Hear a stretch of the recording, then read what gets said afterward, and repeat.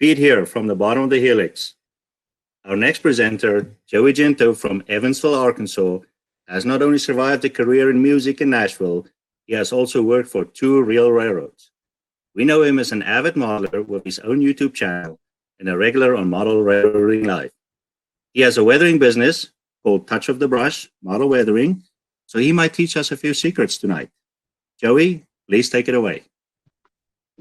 How's everybody doing tonight? My name is Joey. Thank you, Gert, for the introduction. And since we're around the world, let's say hello, neighbor. Ready? 1, 2, 3. Say hello, neighbor. I heard everybody around the world. So today we're going to go. It's called Weathering for Beginners.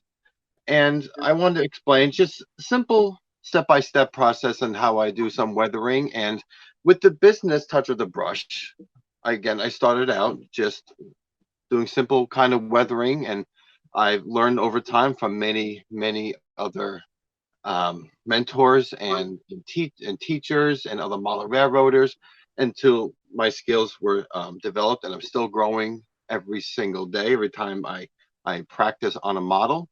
And these are some of the simple techniques I'm going to show you. So, and I know and I understand that there are a lot of model railroaders out there who are nervous on painting their models.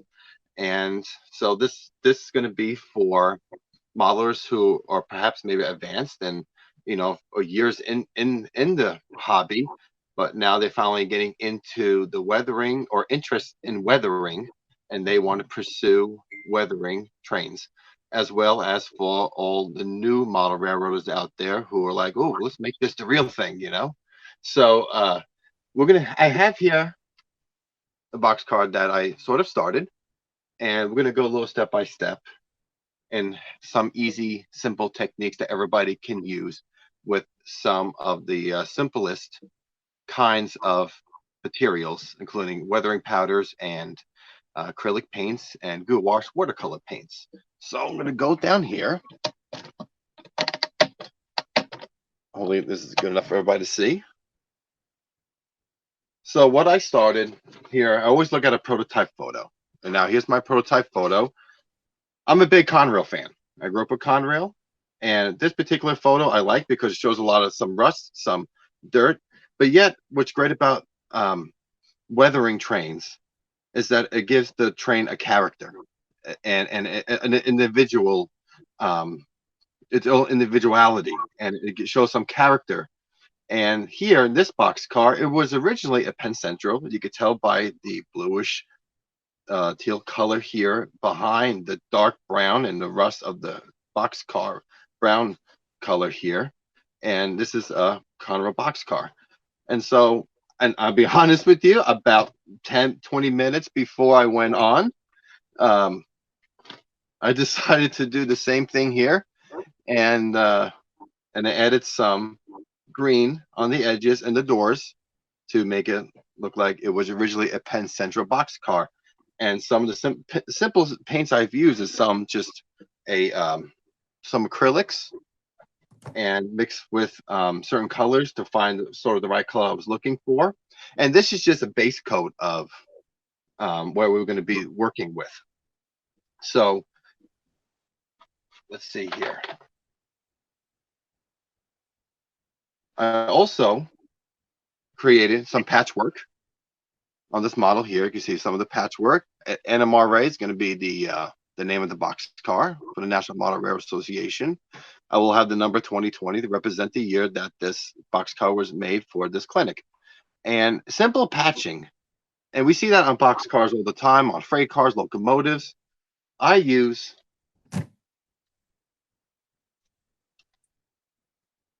business cards. Cut out business cards, make look like stencils. And I can spray paint it, or I paint it with a regular flat black acrylic paints. And so you'll get that square right there. It's very, very simple. And I did it to both already. And sometimes you can even use tape, some what do you call masking tape here. But what's great about using these old business cards is that they're very sturdy, and you could just cut to the shapes you want and the sizes you want, and they're great forever. This has lasted about 2 years for me so far, so it works really well. So the first thing I would like to do is we do something very simple, and that is painting the trucks. And the most simplest way to do this, easiest way to do this too, is Anita's acrylics. They're flat paints. I use regular black and regular brown. That's simple. No fancy names for this kind of paint. Just flat black and flat brown.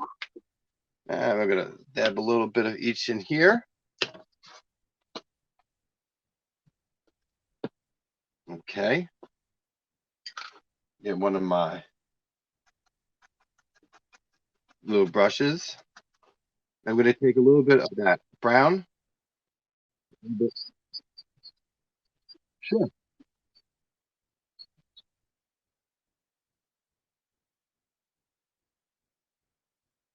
I think it's just internet quality because of the storm that's out here.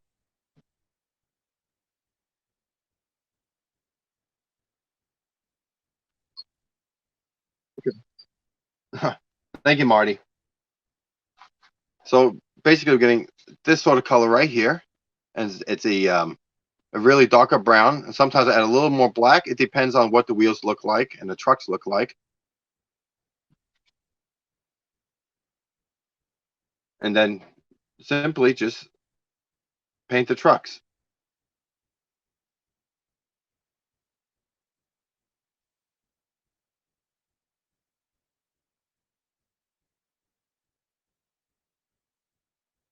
I mean, it's really just that simple. And what's great about this Anita flat paint, it really dries really well, and it goes right into the plastic. There's no gloss because it's flat. And then again, this is just a base. You can always add your powders later on to it. So we have that.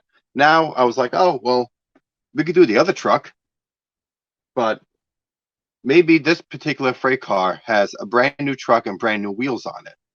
So how will we go about making it look like nice and shiny? Well, you can use simple crystal clear enamel, like a gloss kind of spray paint, or gloss spray black paint, or if you want to paint it by hand, just simple gloss black paint. That's simple. And here I just sprayed it because I had the enamel spray paint, and that's that. So that's done. So we don't have to worry about that one. And the same technique is you would use for your trucks. I'm sorry, your wheels. And basically just go right inside them.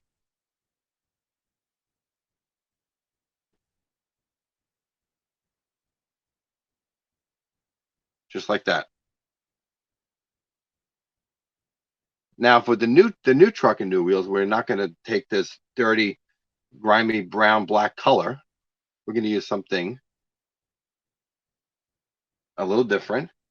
And the color that I pick usually is this acrylic, and it is yellow ochre. And it comes like a tube like this, or you get into a bottle. And it's a good base color for what a new wheel looks like. And this is what actually one of the finished products of this car that I weathered.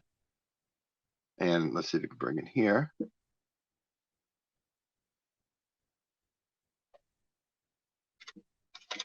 And it looks like just like a brand new wheel.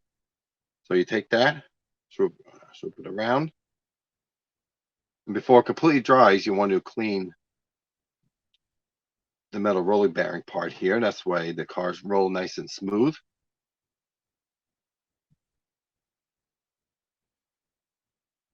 And you can see this is very simple stuff, and it's really relaxing. So those are done. Your best friend, two best friends when it comes to do this kind of work and this kind of modeling, is the very common toothpick and your regular rubbing alcohol. And you just want to clean the top of the wheels off. Clean the little wheel bearings off on the edges.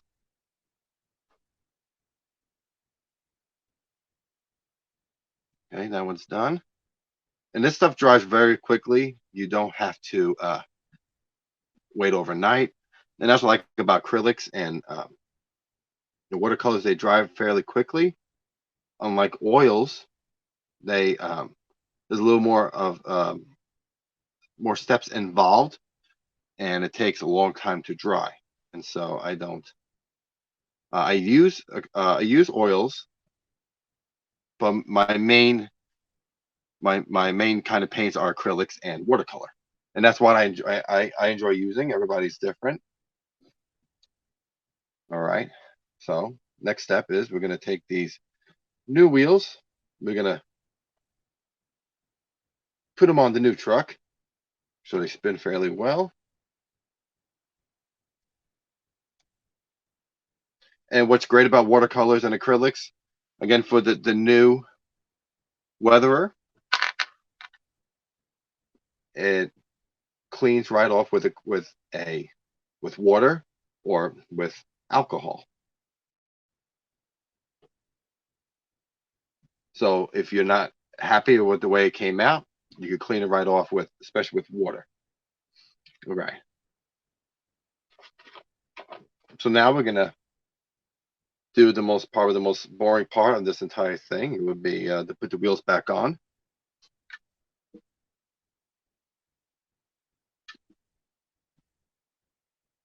And the next step we're going to do are we're going to start showing some fading. And the fades are very, very, very simple. I'll show you some simple techniques you can use and what fadings can look like here.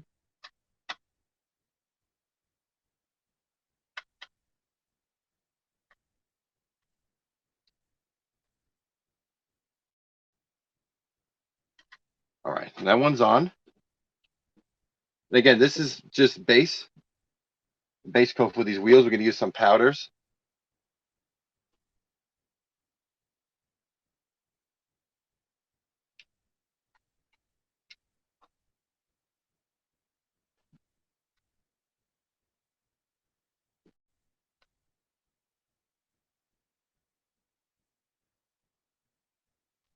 The silence. All right, much better.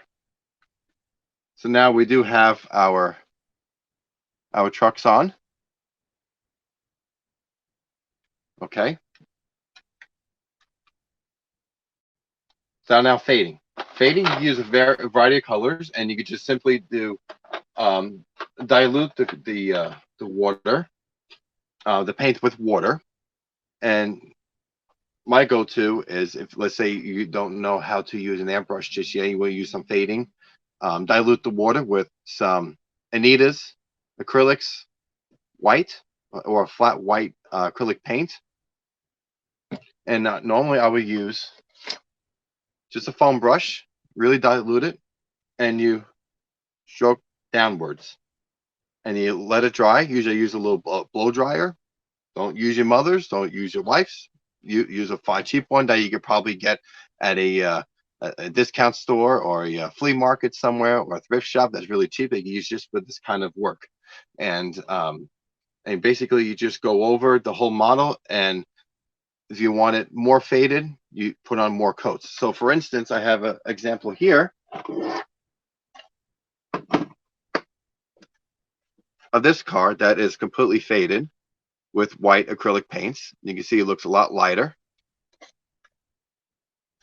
And this is a client's model that I'm working on. And it is also white paint as well. Actually, light gray paint, to be honest. And that is just acrylic paints. No airbrush included in this one either.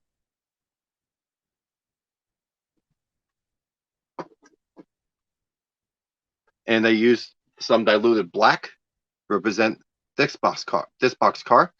And again, it wasn't an airbrush. It was all by foam brush, diluted paint. So this one, because this particular model, what does it look like? It looks like diluted brown. So we're going to use some flat diluted brown.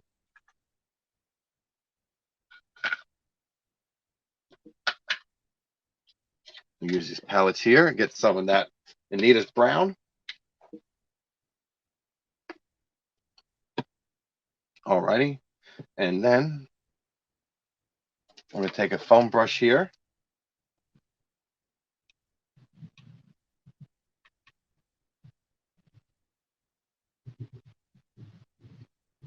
And we're going to dilute this right here like this. You can see it's very, very watery looking. And we're just going to go over the entire model.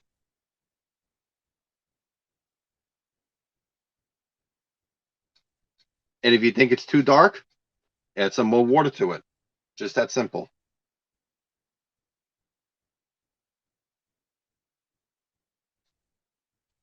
I'm actually going to go over this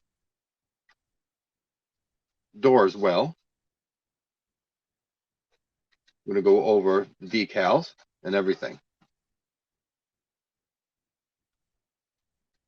And no, you haven't ruined anything just yet.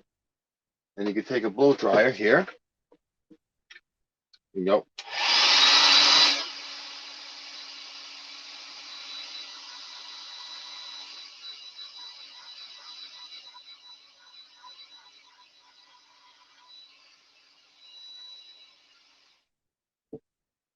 While it's still wet, you want to keep stroking it down as much as you can.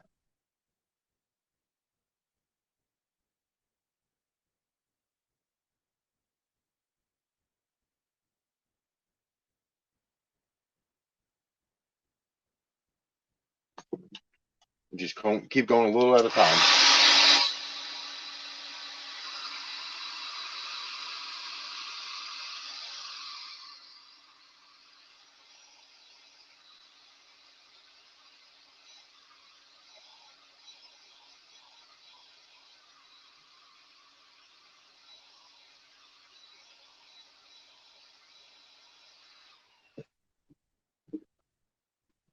So now you already have a fade on your box card, just like that. That's simple.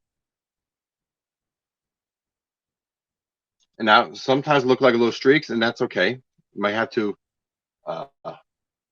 sometimes just do another coat to the way you like it. And just keep working at it until you find where you're satisfied with your result.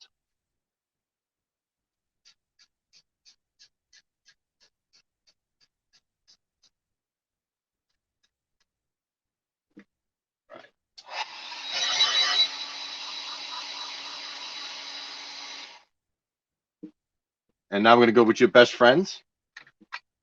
We have your Q-tips. And this time we're going to use water. We're not going to use rubbing alcohol. Just use simple water because it's not sealed just yet.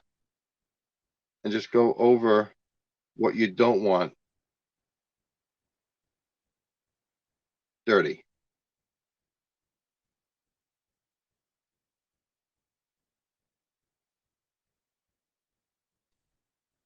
And for instance, let's say you have this big tip at the end and you want to get to the little nooks and crannies of your model or some little detail part or even some lettering. You're going to do something as simple as take your scissors, see that, and knock that tip right off.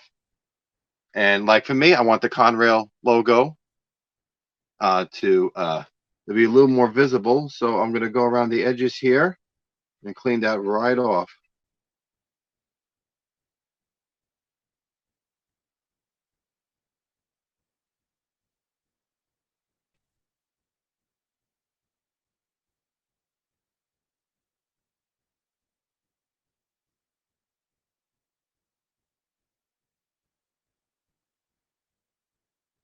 I'm going to go around the C's,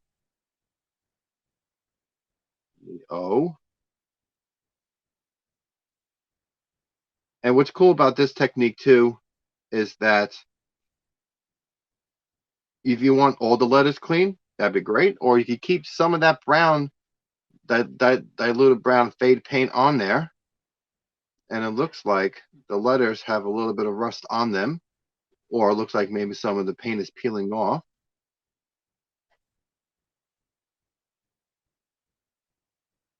And so, for instance, that's exactly what I did here.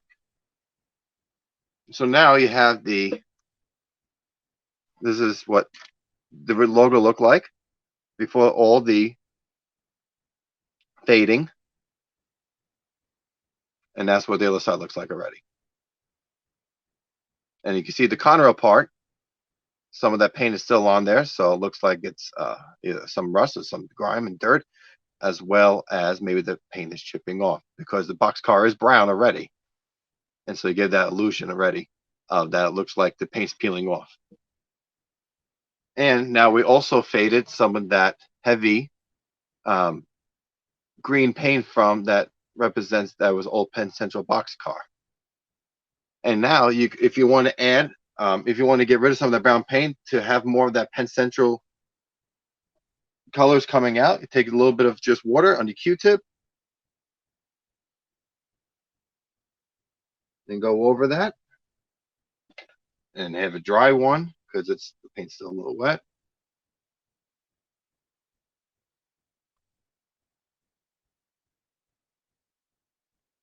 Okay, we do this one here because I want to show another technique that we can do here to make this look like it's rusted out just a bit. So now we got rid of that paint, that diluted paint, and so has some of the green seeping in through. Next is simple rust. And this is when your watercolors come in handy. And I learned this from the great Ralph Renzetti, who came on at around 7 p.m. Central Time. He did a fantastic hour about his Weathering a Touch of Yesterday business. And he showed me actually this technique, and I never looked back. I think it's awesome. So what we're going to do is we're going to get a little pad and very, very, very simple colors of yellow ochre. You have your burnt sienna and your burnt umber. Your burnt umber represents the dark, older rust. The burnt sienna represents this newer rust. And then you have the yellow ochre mixed into that, where it blends it all together. So where you can show some rust that has been there for a while or stuff that is rather new. And so we're going to just throw some of that paint in a little tray here. And your burnt sienna might want to purchase a little more than usual because actually I go through a lot of it myself, and you will, because a lot of rust looks like it always has been there for a while. Okay, we'll do that. Now you don't use a brush or a Q-tip, although you can use a Q-tip in certain instances, which we'll show in a minute. I use a sponge off like a washing sponge here for a bathroom. I got a dollar store for $1. That's all I use, and this so far lasted almost over 2 years for me. So not expensive at all. It's a great investment, and you want to dab that paint. So you take a little bit of that paint together, take that brown burnt sienna, and you can see it right here, and that's where we're going to be dabbing. Take a little bit of that yellow, and you can see how that color just absolutely changes. It gets too light. For me, I want a little bit of that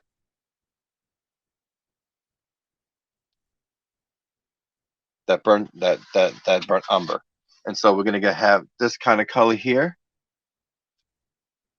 And what it has, it's slightly a little bit yellow to it, and yet it has a little bit of more of that burnt. And so you're going to dab it into where you want that rust to be. And when you dab it, it leaves a texture and a rough kind of texture. And this is how I do a lot of my my rooftops for my box cars or certain rusted out locomotives. So for instance, I have a car right here with that technique, and that's with all those three paints. It looks like just a rusted out RS3, and it's going to the scrap heap. And again, just those three colors and just dabbing that whole locomotive shell. That's all. That's really all I did. So now we're going to add some rust on the edges right here.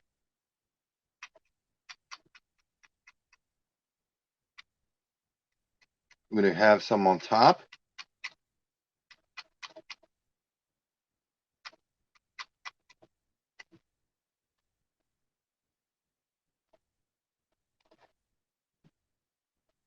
And you can drag it down a little bit, create some little streaks.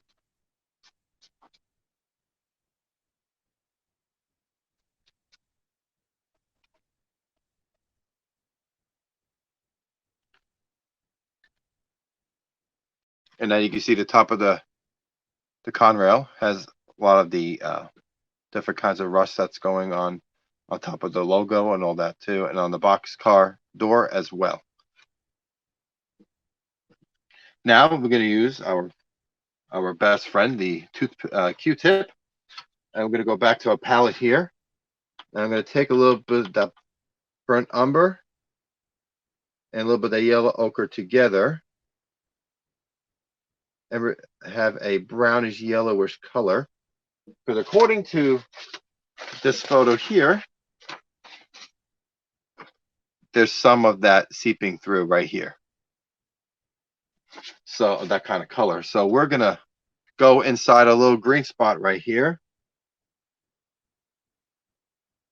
and just dab that.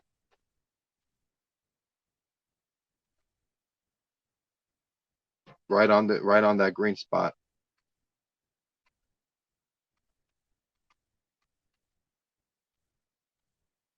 Again, so simple. Simple colors, very simple technique.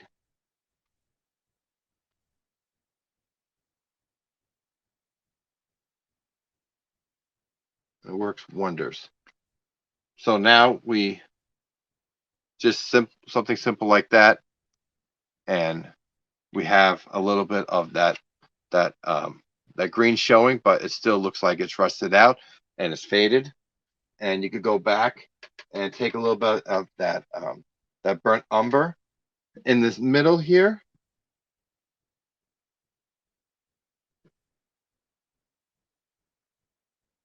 And it could look like there's a lot of rust there that has been there for a while. You can take a little bit of that burnt sienna, dip that inside that burnt umber. Looks like some new rust. And then you go on the edges here.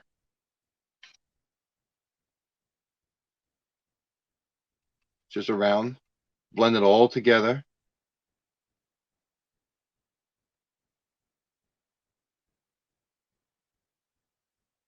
You can drag it down.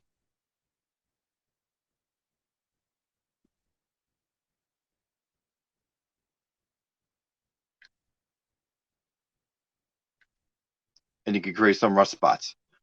Now, for a rooftop, for a boxcar, it's the same technique.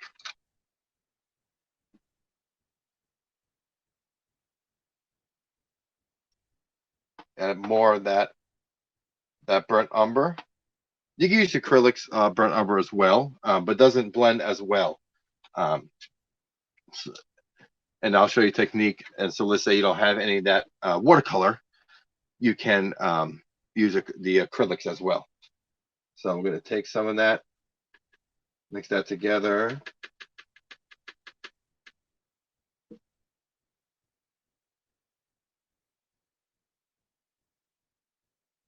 And just that dabbing motion, just like that.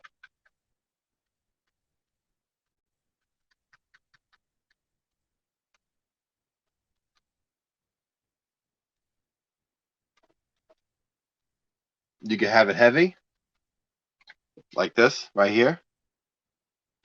Or you could do in very light, like patches, just all around the top of the roof, on the rooftop.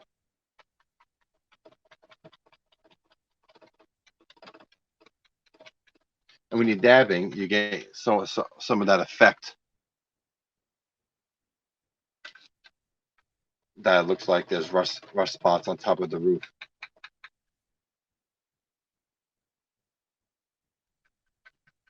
Then you take some of that burnt umber, place it on top, maybe in the middle.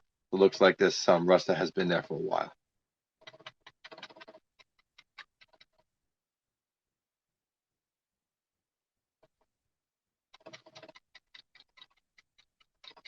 Maybe perhaps over here, there's some new rust. And you can see the difference in the color right there. That's the new rust, and that's the older rust, just like that.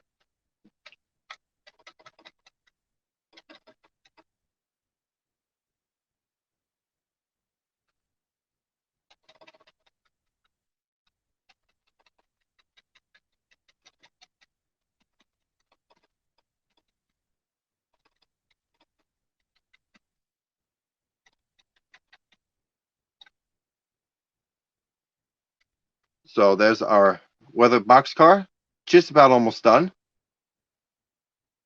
Okay, we're not gonna get to the other side, but I would rather do the one side here and show you some more techniques. And so we have powders. These Bragdon Enterprises they make some BragdonEnterprises.com. They make some really nice set of weathering powders, and I prefer weathering powders over pastels because pastels you have to seal them, otherwise they will come off over time with handling. At least with the powders, they more of a powdered paint, so they stay on longer. And always you always have to seal everything. And we're not going to seal at the moment. I want to put some of these powders on, and then we'll seal it, and then we'll add some of the other stuff later. So now my to-go-to for these powders, I use a little bit of weathered brown and dark rail brown. And you can see the darkness of the dark rail brown.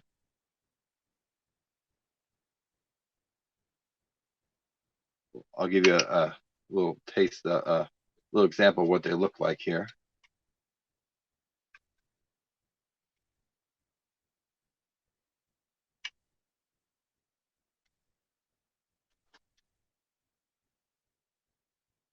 So that's the rail brown.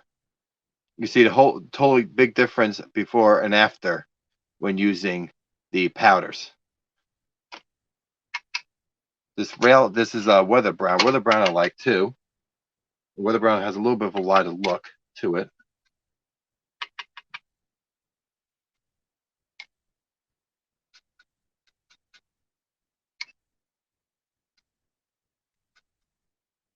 So I really like my to go to with this particular model would be dark rail brown. And you can layer your weathering powders.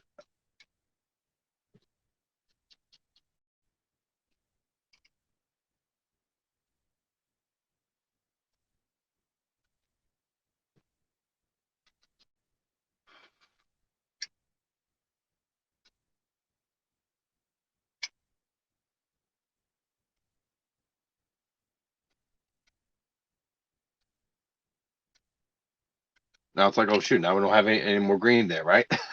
So that's why you got to take your friend the Q-tip, go back.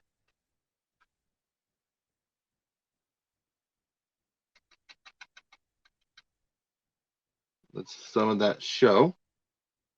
Let's clean up the patchwork here because the patch is pretty new since this car was purchased by the NMRA. And then needy dry.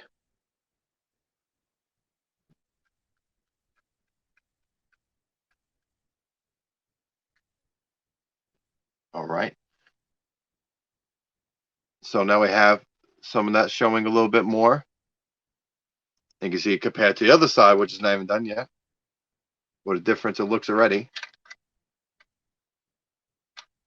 And we're going to come back and use this wet Q-tip and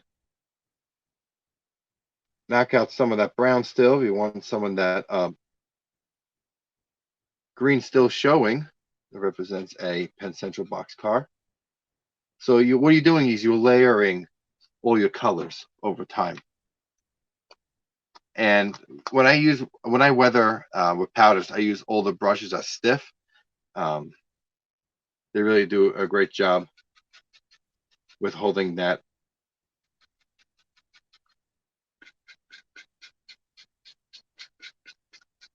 powders on. And now let's say, so right here, there's a little bit of that green, and we want to present some rust streaking down from there. There are plenty of different techniques you can do this. There's even oil base, which with mineral spirits. There's so many, but that takes a long time to dry. Let's say you're like, for instance, here for clinic purposes, we're going to use again a Q-tip, a little bit of that burnt umber and burnt sienna watercolor, and what I'm gonna do here is just very dab at the bottom of this,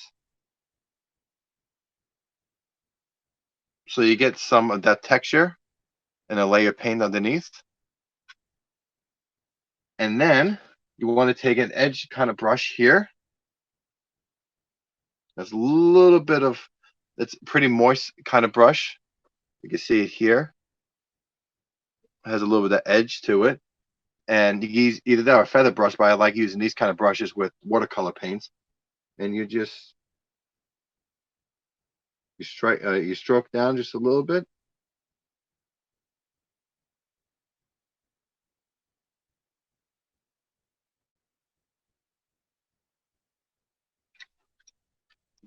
Like, sort of has that effect of brush streaks. And again, that's just the base when I'm close to being done with that.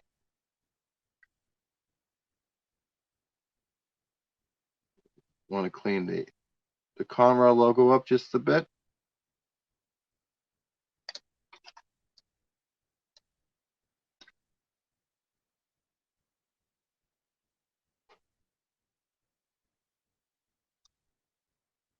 All right.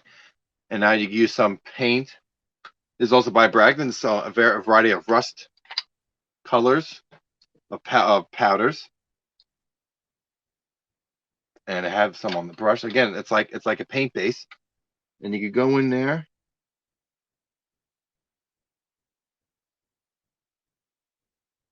and do the same kind of technique.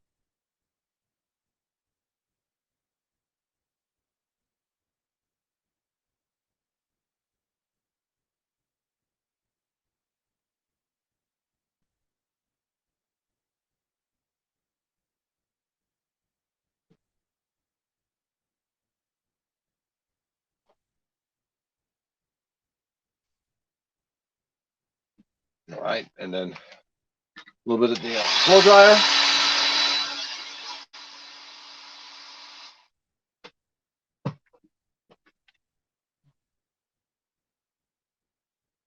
So something simple like that, and you already have some of that brush streaks going down below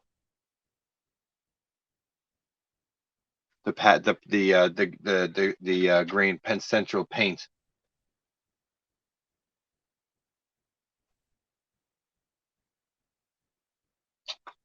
And next, what you can do as well is this old Tuscan color, which I like. It's kind of a rust type of color.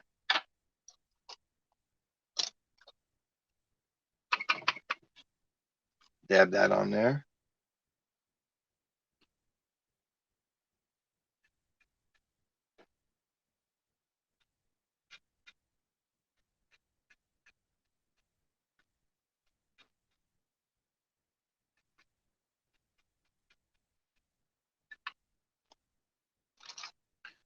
Let's see here, we're gonna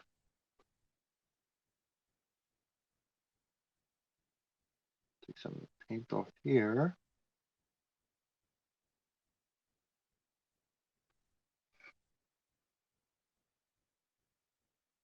All right.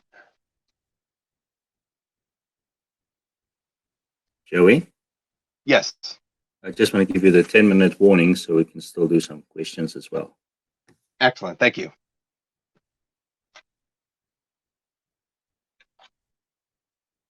And so here we're going to take a little bit of that that rust color. I'm going to dab it on top where we have our rooftop.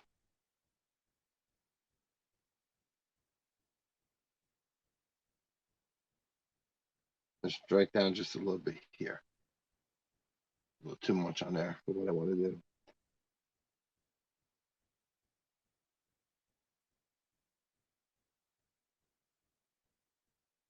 We have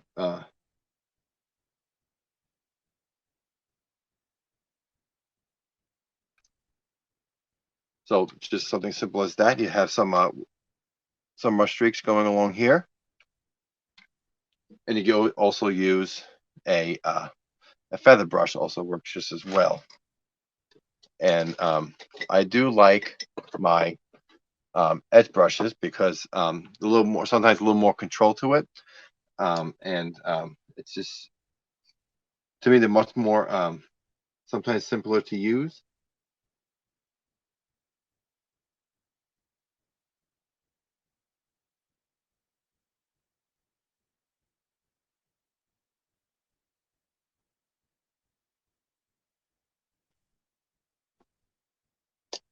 And again, this, if you like a lot of what you're doing, you can cut the tips right off of your Q-tips.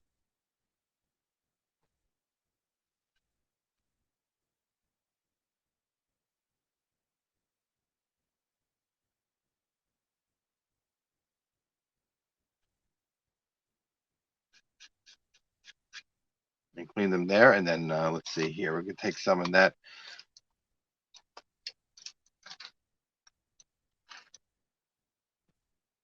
Some of that brown. Add the brown to the top to make it represent a little bit darker.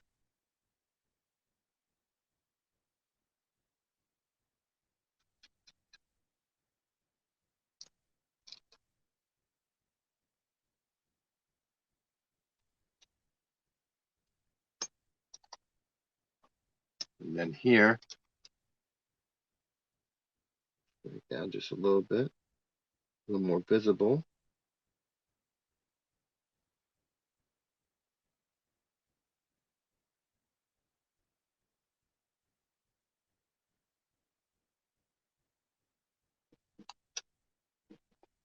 So now we don't forget we still have the new wheel here, and obviously roller bearings are sometimes what colors of green and blue and red. We're going to make this one blue, and just some simple blue paint. You can use a very tiny brush, or I like these little, almost like dental picks here. Some of my favorite tools to use right here, and dab a little of that paint, go into the roller bearing.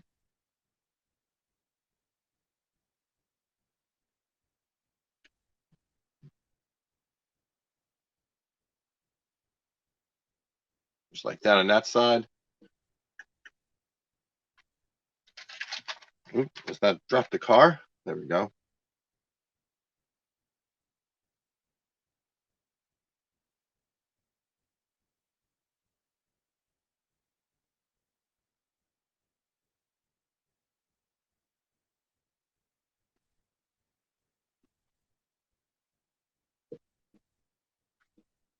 So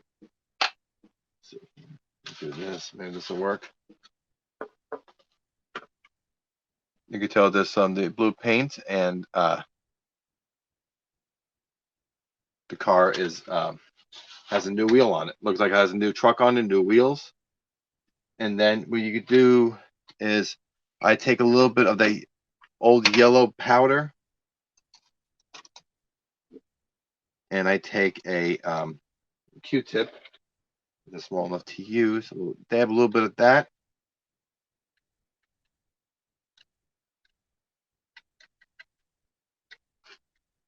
And I go inside that wheel a little bit, give it some more texture.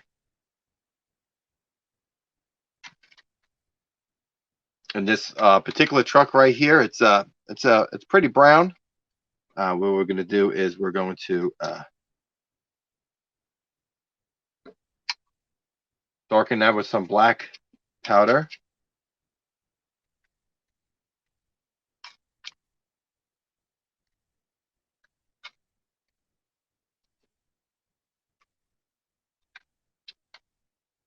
And the same thing that you use for your wheels would be the same color you can use for your couplers.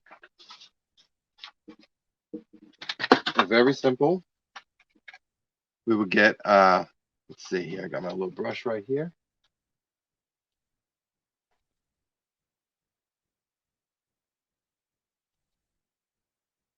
And depending on what the trucks look like, sometimes that black and brown will work. Sometimes you can add a little rust to it.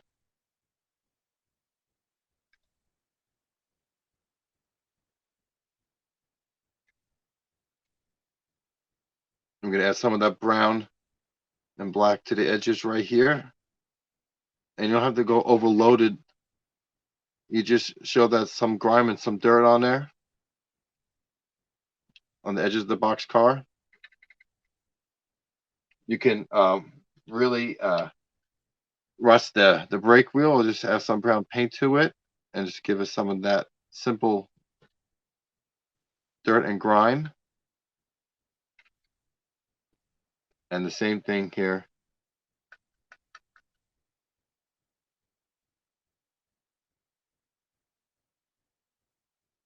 In the bottom of the car.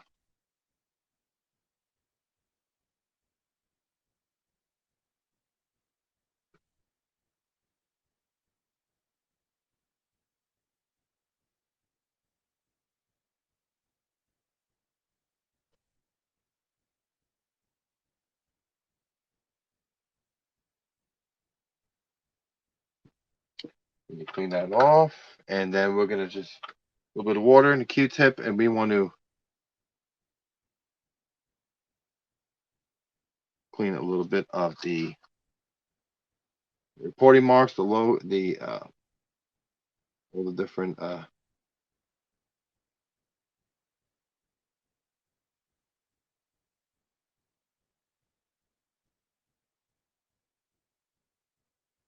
the weights and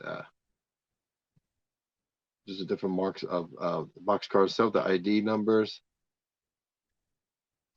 And for instance, let's say we want to use some graffiti. Very simple. Artistic. These artistic colored pencil will work really well. And let's say some squiggle lines here.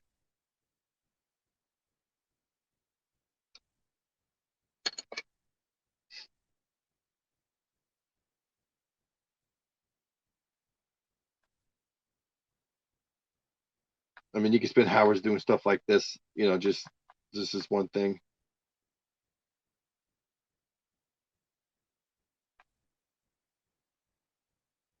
And so you have some squiggles and stuff that represent the some. You hold it a little closer to the camera. Yeah, sure.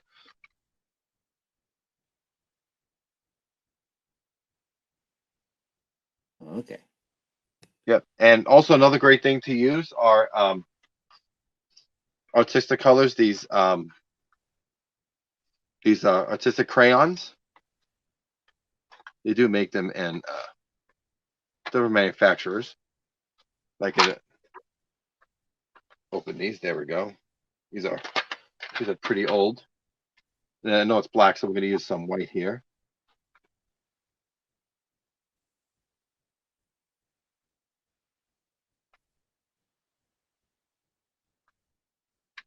So you get some of that, just little simple squiggle lines for graffiti. And there you have it. These are some of the simple techniques they can use to, whether if you're a beginner, and again, the more advanced you can go, there are a lot more techniques and all different kinds of materials you can use when you further your knowledge and your experience and when you're weathering. Pretty neat. You ready for a few questions? I am. So when you're using acrylic, what is the best brand to look for, especially if you're looking to apply powder over top? I always go for these Anita's all-purpose acrylics. They dry really well. They blend right into the plastics or whatever you use. And another one what I like is the good wash. I don't know if Hobby Lobby closed down, but Hobby Lobby had a lot of these kinds of paints here. They were it's called the Fine Touch, $8 for a whole pack of like 20 of them. So simple. Even these apple barrels, 50 cents a bottle, Walmart. So I use everything, and all acrylics do a really good job. And but make sure when you're if you're happy and satisfied with the work you do, then you seal it with dull coat.